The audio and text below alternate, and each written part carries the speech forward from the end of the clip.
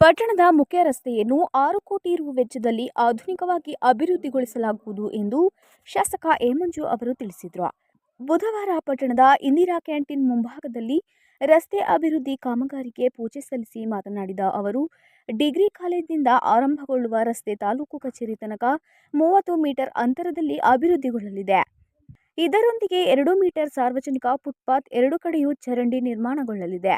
ಪ್ರಮುಖವಾಗಿ ಬಸವೇಶ್ವರ ವೃತ್ತ, ಅನಕೃ ವೃತ್ತ, ದೊಡ್ಡಮ್ಮ ವೃತ್ತ ಮತ್ತು ನಂಜೇಗೌಡ ವೃತ್ತಗಳ ಬಳಿ ವಿಶೇಷವಾಗಿ ರಸ್ತೆ ಅಭಿವೃದ್ಧಿಗೊಳ್ಳಲಿದೆ.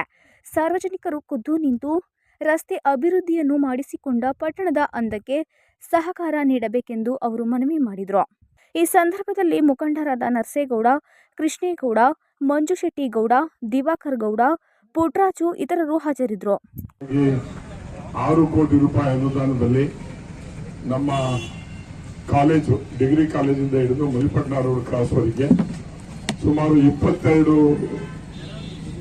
ಅಕ್ಕಪಕ್ಕದ ರಸ್ತೆಗಳು ಮತ್ತು 4 ಸರ್ಕಲ್ಗಳು, ರಾಮನಾಥಪುರ ಬಸವೇಶ್ವರ ಸರ್ಕಲ್ ಒಂದು, ನಮ್ಮ ಆನಕೂರು ಸರ್ಕಲ್ ಒಂದು, ದೊಡ್ಡಮ್ಮ ಸರ್ಕಲ್ ಒಂದು ಮತ್ತೆ ಮಲ್ಪಟ್ನ ಸರ್ಕಲ್, ಇಲ್ಲಿ ಬರ್ತಕ್ಕಂಥ ಎಲ್ಲಾ ಸರ್ಕಲ್ ಅಲ್ಲೂ ಕೂಡ ಎಲ್ಲಾ ರಸ್ತೆಗಳಿಗೆ 30 ಮೀಟರ್ ಅಷ್ಟು ಅಪ್ರೋಚ್ ರೋಡ್ ಮಾಡ್ತಕ್ಕಂಥದ್ದು.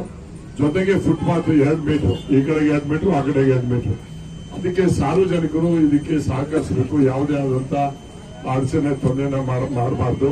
ಇದರಿಂದ ಕೆಳಗಡೆ ಉದ್ದಕ್ಕೆ ನಮ್ಮ ಪಾರ್ಕ್ ವರೆಗೂ 1 ಕೋಟಿ ರೂಪಾಯಿನಲ್ಲಿ ಇದ್ರ ಜೊತೆನಲ್ಲಿ ಫುಡ್ ಕೋರ್ಟ್ ಅಂದ್ರೆ ಆ ಸ್ಲಾಬ್ ಹಾಕೋದನ್ನ ನಾವು ಮಾಡ್ತಾ ಇದೀವಿ.